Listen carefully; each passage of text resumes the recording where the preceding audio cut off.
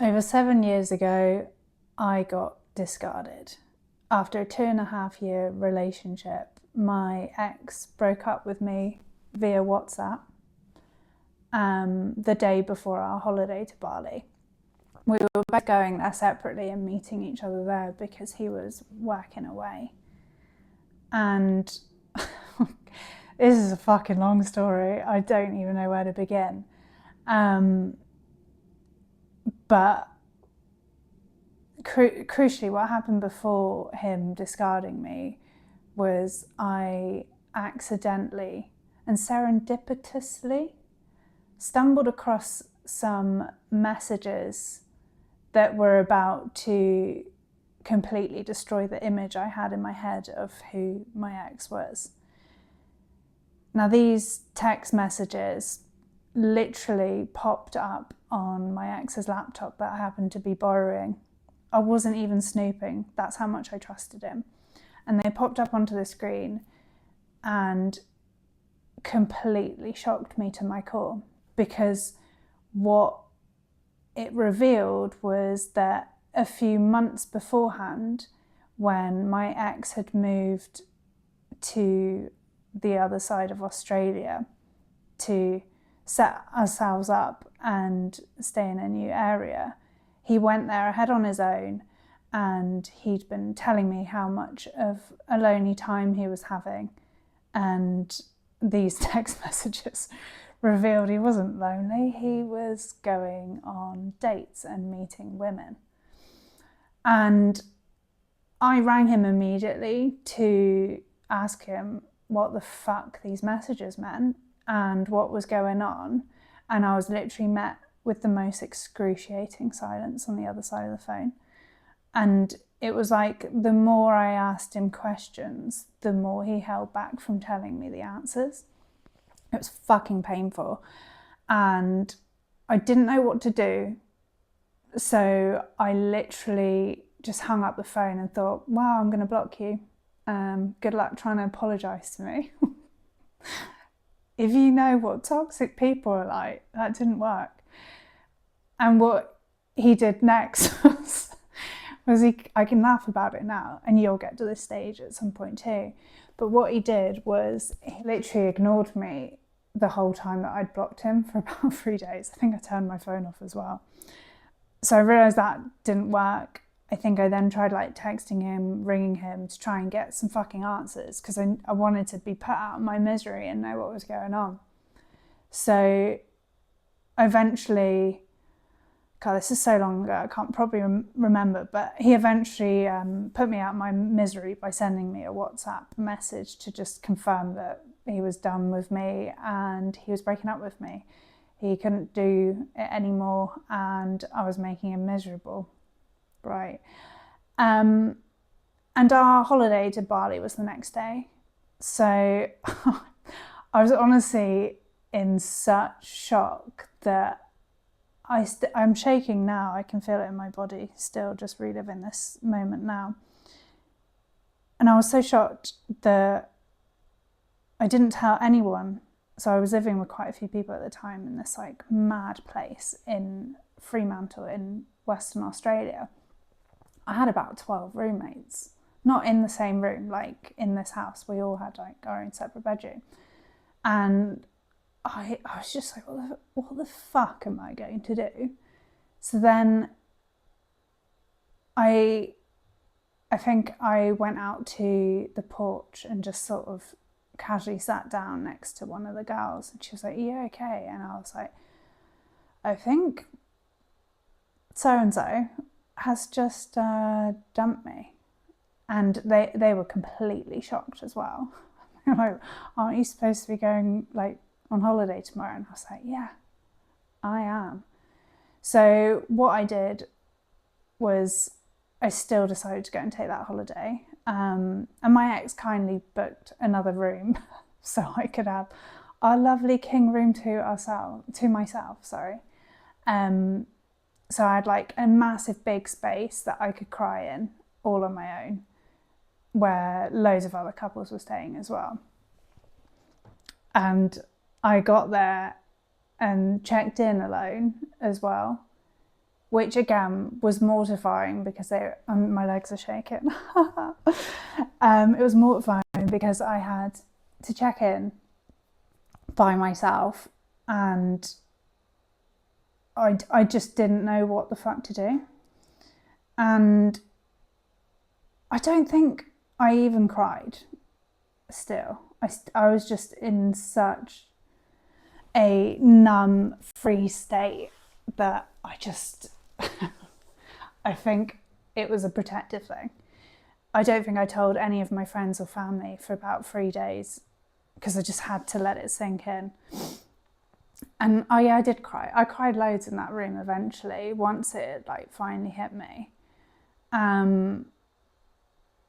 And then I think he turned up on holiday a few days later, and we met up a few times, which was awful as well because, well, one, I begged him to not tell me.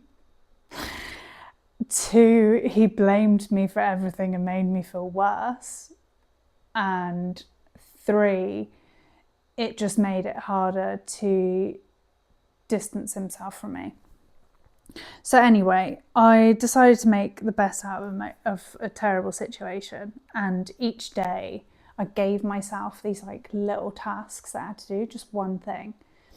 So it was maybe go and sit and have breakfast on my own outside the hotel room with loads of other couples sharing a romantic holiday together. And then I would do things like, right, I'll just go for a walk and I'll put a podcast in so it won't feel like I'm alone. I think I also went running for a day. Not the whole day. I'm not that fucking mad. I chose to go and eat meals alone, and I brought a book with me. So I just had something to keep me going every day. And I'd also decided to start a gratitude diary. If you haven't done one before, there's actual like research that shows if you write 3 things that you're grateful for every day and start looking for the positive stuff, in time, I think it's about 21 days, you start to see the good a lot more. It becomes a bit clearer to you. So I didn't know that I was doing that, but I made it a habit. So every day I had to write down 3 I was grateful for, even when I was feeling like absolute shit.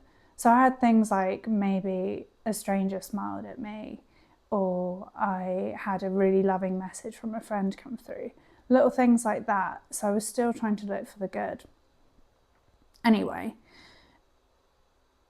my ex, because I hadn't blocked him yet, he would send me snippets of communication maybe it was like replying to an Instagram story or just sending me some sort of communication. And I took that as a sign that he couldn't be without me, that he still needed me, and that maybe we would get back together again. Why you would want to get back together with someone that had done that to you, it's just how fucked up being in a toxic relationship is. It's not a logical thing. So anyway, long story short, because this will turn into a 3-hour story if not, but we went weeks of this communication, and after Bali, I went on to meet a friend in the Philippines. And I went on to meet a friend in the Philippines, and I tried to not make it such a miserable holiday. But it kind of was a little bit, because I was really fucking down. I didn't know what the fuck had gone on. I felt so humiliated that I could have been in a long-term relationship with someone and then be treated like that. And at this point, I still hadn't had him admit that he'd cheated on me. That wasn't, like, he was unwilling to tell me what had happened. So there was all these unanswered questions, and I was feeling so fucking rotten. And my friend who I was with on holiday was like, even though you're not with him, he's still like controlling you. She said something like that, and that like played on my mind a little bit, that she saw it as like a control and that he was dictating my mood. Anyway, fast forward again, and I moved to the opposite side of Australia onto the east coast so I could get as far away possible from my ex, because I just didn't want to be able to bump into him while I was still dealing with all of this. And meanwhile, he was still messaging me every now and then, just snippets of hope. And I would always cling on to it and think, oh, maybe he's like come to his senses, maybe we'll get back together. I was starting to realise, because I think it had been 2-3 months since we'd been apart at this point, that was just like not going to happen. And the fun housemate that I had, or that I was living with on the East Coast, she encouraged me to join Tinder. Don't ever join Tinder when you're vulnerable. It's a fucking terrible app that just destroys your self-esteem when you've barely got any left anyway. So I stupidly went onto Tinder, and I think I matched with a couple of guys, and one of them was like super keen. And my friend was like, you don't have to do anything, just go out, put yourself out there, meet new people, you're in a new area, you could make a friend. This guy did not want to just be friends, let me tell you that. We ended up going out on this, like, it was quite a sweet date. We went for like a meal somewhere. I feel like we had a meal in like a Hare Krishna place, which was really fucking random, but the food was really cheap and it was delicious.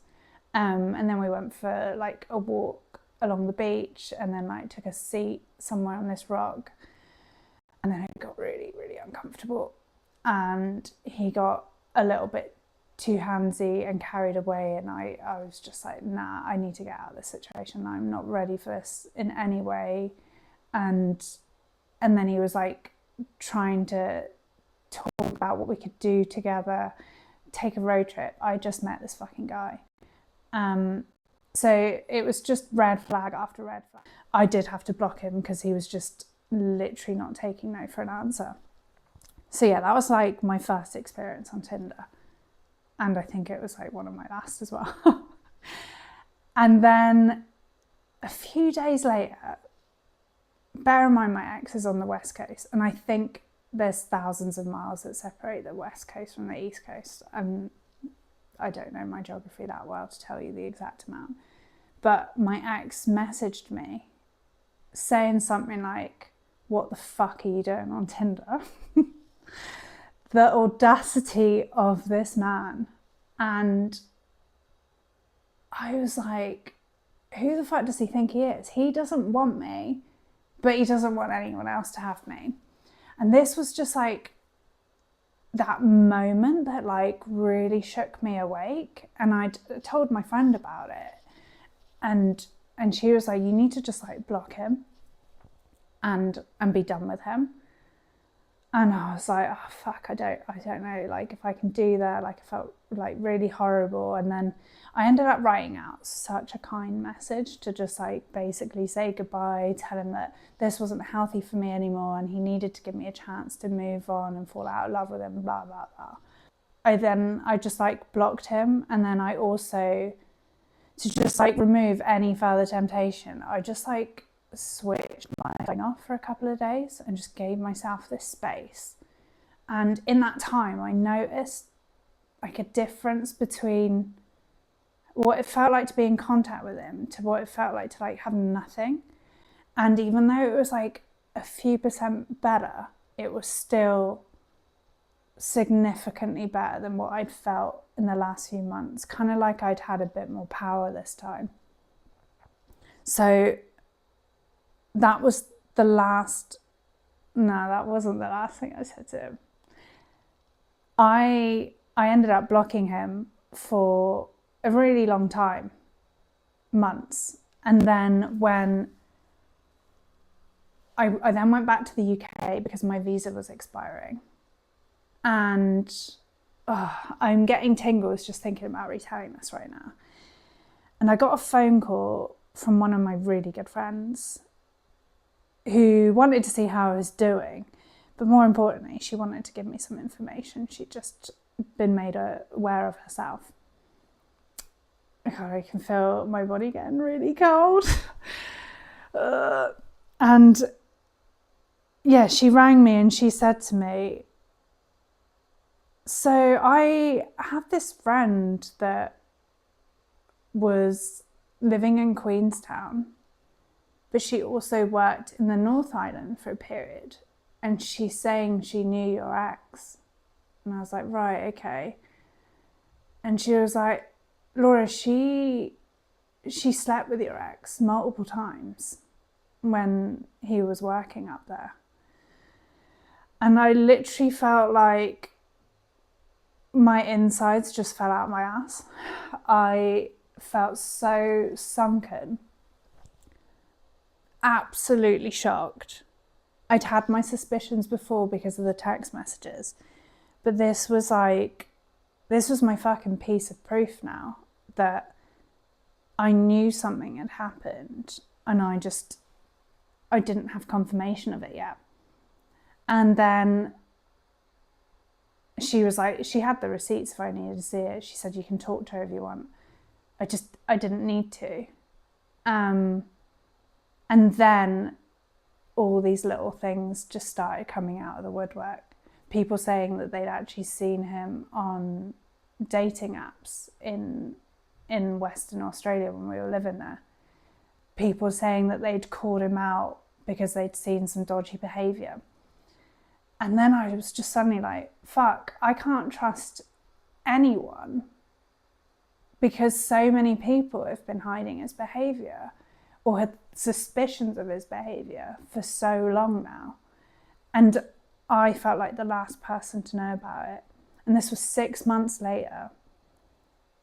And this was after our whole relationship where he'd gone aloof for days. Sometimes he would go out all night and come home, and I would be asking where he'd been. He would just say that I was like so needy and I didn't let him do his thing. I didn't let him have time to be with his friends. So just like all these suspicions that I had were just completely validated in that moment. So it was like both heartbreaking and just relief at the same time. That it was just confirmation that my relationship hadn't been fucking normal. It had been a car crash from the beginning, and he'd been cheating from me the whole time, gaslighting me whenever I was suspicious of it, ignoring me if I would ask about it. And it was just this endless cycle. So yeah, I had him blocked, but I decided to unblock him one last time to send a message that I'd written out, telling him that I knew what he did and I wasn't going to fucking let him get away with it. Not in the sense of like, I'm going to do anything about it, but I'm going to let you know that I knew what you did. And I wrote out this whole message. I had a friend at the time help me write it as well. And it was the most empowering thing I ever sent to him. And if you want to see that message, because I don't know if I should post this on here, even though it's my words, send me an email, info@saltsisters.com. Salt is double L's. And I will send you the message that I sent to him, and you can copy and paste your own version to yours if you want to do that. But what I did was, I think I knew at the time that he might have still been in Australia and I was in the UK. So I made a promise to myself that this message was me just sending him something because I wanted the last word. And I had to be okay with not getting a reply back, and also like not needing a reply. This was like something I had to do purely for me with no worry about the consequences. And I had to make sure that I only unblocked him to send that message, and that once I knew it had delivered and those 2 little ticks appeared on WhatsApp, then I would block him again. And I did that. And I actually did know he read it because I'd heard through that friend that he'd spoken about it. So that for me was like my closure, my moving on. And ever since that message, I've completely cut him out of my life. Like, I even deleted him and blocked him from my Spotify, because I was like, you don't even deserve access to my bangers. Like, you are not going to see the fucking good music I have on there. Like, I just didn't allow him any entry points back into my life. I got to this point where I was like, it is a privilege to know me, and you've lost that because of how much disrespect you showed me throughout our whole relationship. And I think that's where I started to get my power back, because I was like, I can choose to not let him have access to me. I can cut him off from wherever I want.